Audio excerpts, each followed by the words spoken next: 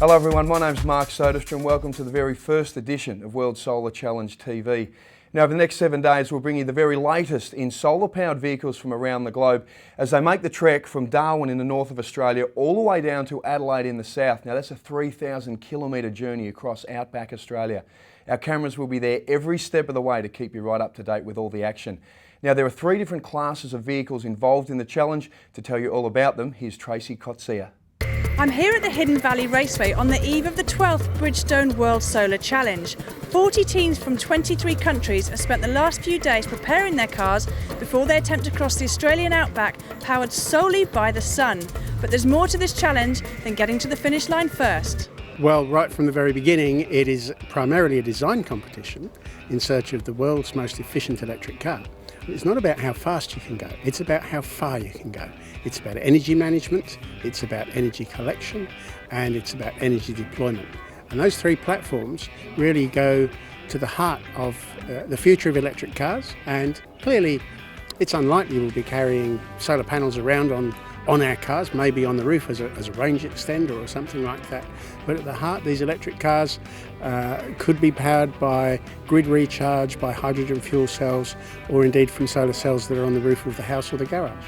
The Challenger class is replacement for what was the Challenge class. It's a subtle change, but basically it's looking for the car that will get from Darwin to Adelaide the quickest, the most efficiently. Each team will travel as far as it can each day. 5 o'clock at night they'll make camp in the desert wherever they are. And it's run in a single stage because it's about energy management. A stationary solar car is refuelling. And clearly they can stop and do that if they want to, but they ain't going to want to stop. The Cruiser class, the new one, was born of the German car, the Bow Cruiser, which 4 years ago came along, and exhibiting the uniqueness of this event, it wasn't built to win the competition. It's quite a different class of car, so you've got 15 kilowatt hours of a battery pack inside the car, which means that they can drive a lot further just not based on the battery pack inside. What that means is that even though they're slightly bigger and can take more people and all of these sorts of things, they can still drive really quickly. So we'd be expecting these cars to drive between 60 and 90 k's an hour down to Adelaide. These cars can charge off the grid as you would, charge your normal electric car. So they literally get provided with a 240 volt socket, and they plug it into that 240 volt socket and they charge the car.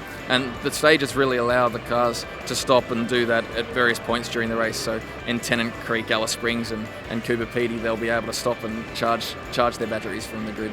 One of the things that these cars are being judged on is how many people that they can take from Darwin down to Adelaide. And what they need to do there is work out how much better than the other cars they're going to be. So they're really competing. If one team takes 1 person and another team takes 4 people, that one team will get a quarter of the number of points of the team that takes 4 people. As solar car technology improves, we modify the regulations of the event. Adventure class is for teams who may have competed in previous years but don't meet the latest set of regulations. This year, Challenger class and Cruiser class are 4-wheeled vehicles. So this is the first time that has happened. So there are a lot of teams out there that still have 3-wheeled vehicles. There are a lot of 3-wheeled vehicles out there. Perhaps it's one they have competed with before, or perhaps it's a car that they've obtained from another team, and it gives them the opportunity to still participate. It's a great opportunity to come to Australia with a vehicle that may not have the latest technology, but they still get the adventure of driving across the continent using solar power. So what will it take to reach Adelaide first? Great technology and a good solar array are a must, along with an efficient energy storage system and a first-rate energy management strategy. And last but not least, a great sense of adventure. The World Solar Challenge is a unique event and one of the very few of its kind in the world that's actually conducted on public roads. Traversing the 3,000 kilometre journey from Darwin to Adelaide, it'll pass through towns such as Katherine, onto Dunmarra, Tennant Creek, into Tea Tree, Alice Springs in the centre of the country, onto Culgera, Coober Pedy, Glendambo, then onto Port Augusta. Now the event kicks off tomorrow, and to establish starting positions, all the cars headed out to Hidden Valley Raceway. Even though the Bridgestone World Solar Challenge is an endurance event, pole position is still a valued prize. Let's take a walk around the garages to see how the teams are feeling ahead of their qualifying lap. So you're going out to do your qualifying lap last today. How do you feel about it? Yeah, I wasn't expecting that. We thought we would be going at just the time we wanted, but apparently Tokai, Michigan and Nuon, we have to go as last. So I'm just waiting now to hear the go ahead and go onto the track.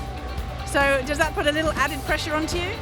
Well, yeah, I don't think we will be the fastest on the lap, so I was a little bit surprised that they picked us to be the last drivers on the track, but I'm pretty relaxed today, so I'm not really feeling the pressure. Why do you feel you won't be the fastest? Well, our car is not as stable as the cars that are sitting in the middle. It's not a race car for on the track, it's for the long way down to Adelaide and not really for track racing. You've got your qualifying lap coming up soon, how do you feel? I feel fine. We're just going to run what we've been practicing and do the best we can. Is practice going well? Practice has been going very well. We've been practicing for a long time preparing for this, and we're ready. How do you feel? How is the car driving at the moment? まあ少し緊張してますけど、いつも通りやればいい結果が出ると思います。A bit worried about it, but we had a couple of laps, so everything will go okay, hopefully. Unfortunately, Team Tokai's drivers' fears were justified. Spinning out on the final bend on both the warm-up and hot lap sees them start from 20th position tomorrow. In the cruiser class qualifying, the only four-seater car in this year's Bridgestone World Solar Challenge posted the fastest lap time in their field. You've got the fastest lap time, how does that feel? That feels great. Yeah, just to prove that our family car is also fast, that's a great opportunity to show here. How did it feel out there on the track? Have you ever done this kind of qualifying before? No, I did not. Only the training yesterday. I did 2 times half an hour, and that's the only experience I have on a circuit. Obviously it's a 3,000 kilometre race, it's an endurance race, but pole, it's still important? Yeah, there's some strategic advantages like your day lasts a few minutes longer, and we are not the fastest car during the endurance race, so all the other cars in the cruiser class have to overtake us, and that will take time and energy for those teams, so it's best to be first. And first by some margin, as this futuristic family car posted the second fastest time overall. Just 5 seconds behind Team Arrow, who took pole in the Challenger class in their first ever solar event. Chris, pole position, congratulations. It couldn't have gone much better, could it? It could have gone a little better, but 5 seconds clear of the opposition is something you certainly can't complain about. So we're really happy with that. And how did it feel out on the track today? Talk me through the lap a little bit. Sure. It went absolutely nothing to plan. The grip levels had changed. It's a humid day, and there's been a rain a few days ago in Darwin. We think maybe that was part of it, but the car responded nothing like it had in the track previously. The throttle was sticking a bit. It was a real dog's breakfast as far as the testing that we'd done. So I just took it as I needed to and made some adjustments along the way, but it felt slow, to be honest, so we're quite pleased to be 5 seconds clear. And how's it going to feel, do you think, sitting on the start line in pole position tomorrow? I think tomorrow is about getting down to business. It's great to get some publicity and recognition for the team, but we've got a very long race and tiny inefficiencies that really make the difference. So really tomorrow it's about getting our race strategy down and starting to just find the appropriate cruising speed of the car. We've got quite a bit of distance to make up on some of the more experienced teams there, and so we're just going to take it easy and nurse it home and see how we go. Good luck, see you on the start line tomorrow. Thank you very much. Let's take a look at the top 3 grid positions in each of the classes, starting with Challenger, and right at the top there, Team Arrow linked with the Queensland University of Technology. In second, the Japanese vehicle from Kolga Kowin University, and in third, California's Stanford University's car Luminos. In the cruiser class, first place, Solar Team Eindhoven from the Netherlands. In second, University of Minnesota entry. And third, Germany's PowerCore Sun Cruiser. And finally, the adventure class. In first, Philippines Seacat. In second, there's Australia's Aurora Evolution. And third, Team Solaris from Turkey. Tomorrow morning, the cars will depart from Darwin. The weather forecast, absolutely ideal. Low winds, no rain, and plenty of sunlight. Perfect conditions for the challenge. Now we're going to bring you 2 editions of World Solar Challenge TV each day. The first one at 2 p.m, then followed by another at 8:30 p.m. That's Australian Central Standard Time. Remember, that's plus 9.5 hours GMT. That's all for today. We'll see you tomorrow with the start of the World Solar Challenge.